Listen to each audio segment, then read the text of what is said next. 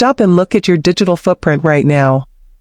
Most people believe they are building a career, climbing a ladder, and securing a future, but from a high-level strategist's perspective, they are actually managing a portfolio of depreciating assets that effectively kill their asset velocity. In my years of analyzing corporate structures and personal finance, I have realized that true wealth is never about the size of the check you deposit. It is about your strategic exit from consumerism. To understand how to achieve this, we have to look ahead to the landscape of 2026. Picture two people living in the same modern city. The first is a senior tech employee earning $120,000 a year. If you walk into their smart home, you'll find the latest augmented reality rigs, a garage housing an expensive electric SUV, and high-end furniture financed on credit. Despite that impressive six-figure salary, this individual operates with a massive liability drag. They check their bank account with a knot in their stomach because they are exactly 2 missed paychecks away from a total systemic collapse.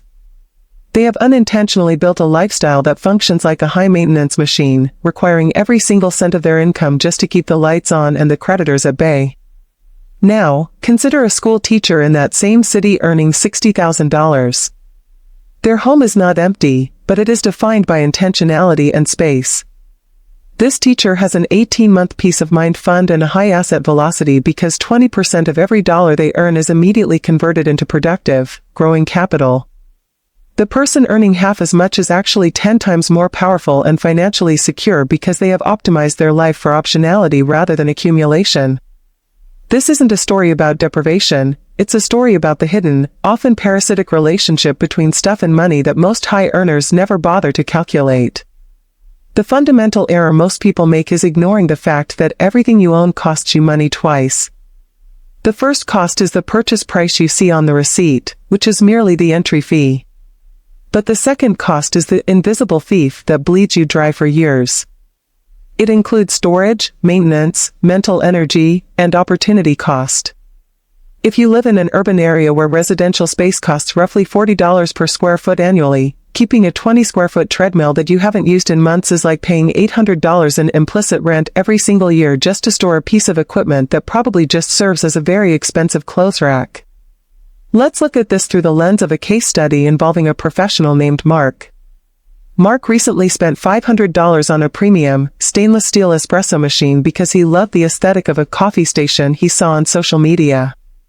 However, because Mark is usually rushing to his office, he only uses the machine twice a month.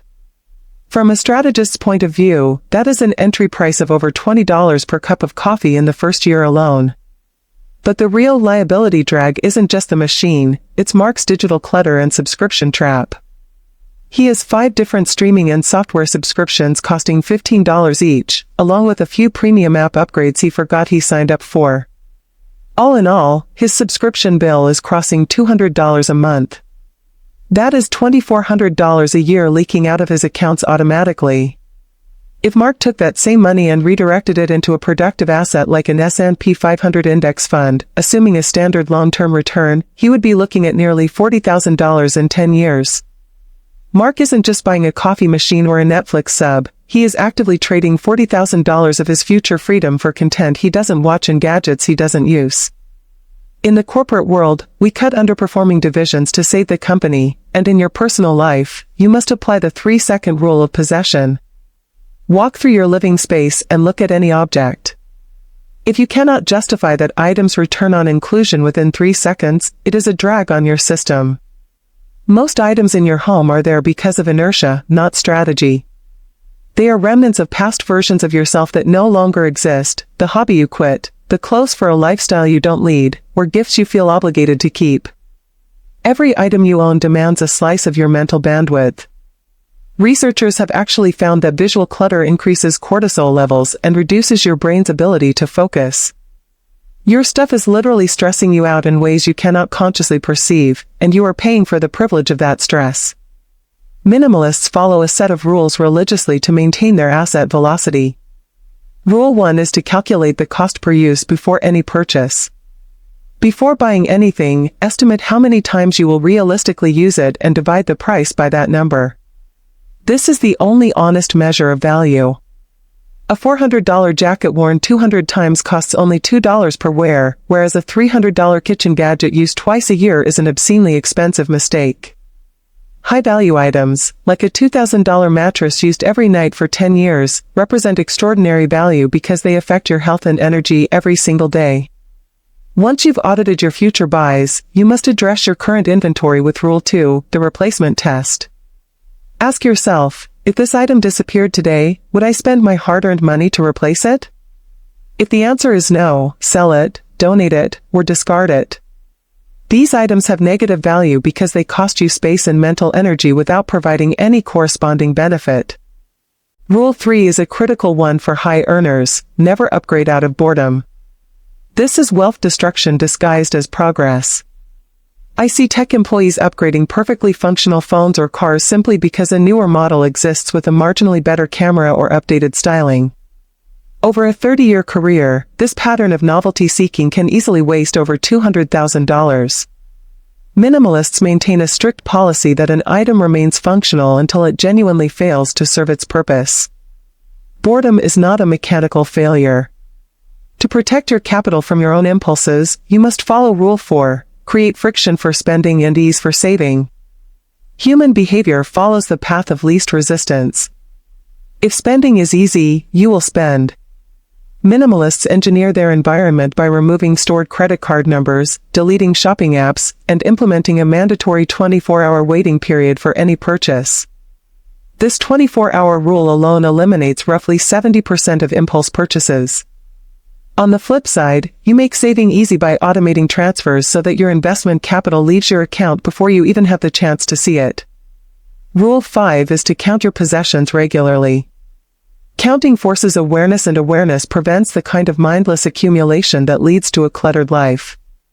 When you realize you own 47 shirts, buying the 48th feels absurd rather than rewarding. By setting maximum thresholds for categories, like only owning 30 items of clothing or 15 books, you create a one-in, one-out policy that effectively kills lifestyle creep. Rule 6 is to rent or borrow before you buy. Most of us are museums of past enthusiasms with dusty camping gear or photography equipment from phases that lasted 2 months. Renting first reveals if your interest is genuine while letting you learn exactly what tools you actually need before you commit to ownership. Rule 7 requires you to understand the lifestyle multiplier effect. A major purchase is never just one item, it is an ecosystem of related expenses. A boat isn't just a boat, it's a trailer, insurance, storage fees, and maintenance that typically runs 10% of the boat's value every year. A $5,000 purchase often turns into a $12,000 commitment once the multiplier kicks in. Conversely, eliminating one major possession often wipes out an entire category of ongoing operational overhead.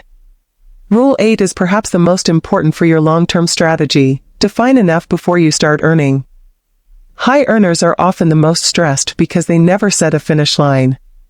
As their income increases, their expectations expand, leaving them perpetually dissatisfied and stuck in a race they can never win. When you define enough, every dollar earned above that line flows entirely into your financial freedom rather than being wasted on the treadmill of consumption. Rule 9 is to measure wealth by optionality, not accumulation. The conventional view of wealth is visible markers like houses and cars, but true wealth is the ability to choose. Can you leave a toxic job? Can you take 6 months off for a family emergency? Can you start a business without guaranteed income? These options are only available to those who have built a substantial margin between their income and their expenses. Each purchase you make is a trade. You are trading your future optionality for a present possession. Finally, Rule 10 is to practice cyclical decluttering. Most people do one massive purge and then slowly reaccumulate everything within 2 years. Instead, perform small, regular reviews to catch accumulation early. Removing just 3 items a week is sustainable and keeps your strategic awareness sharp. The financial transformation from these practices compounds over time, creating a virtuous cycle. When you spend less, you save more. When you save more, you feel more secure. And when you feel secure, the psychological urge to buy status symbols to impress people you don't even like simply dissolves. You don't need a 75-inch TV to feel successful when your bank account shows you have years of freedom sitting in it. Most overspending is just an attempt to fill an emotional void created by financial insecurity. Address that insecurity through actual financial strength, and the compulsion to spend will often vanish. You have a choice. You can be the tech employee trapped in a high-paid cycle of liability drag, or you can be the intentional earner with maximum asset velocity. One path leads to a house full of boxes, the other leads to a life full of choices. The math strongly favors the first option, and so does the peace of mind. Execute your strategy, minimize the drag, and reclaim your freedom.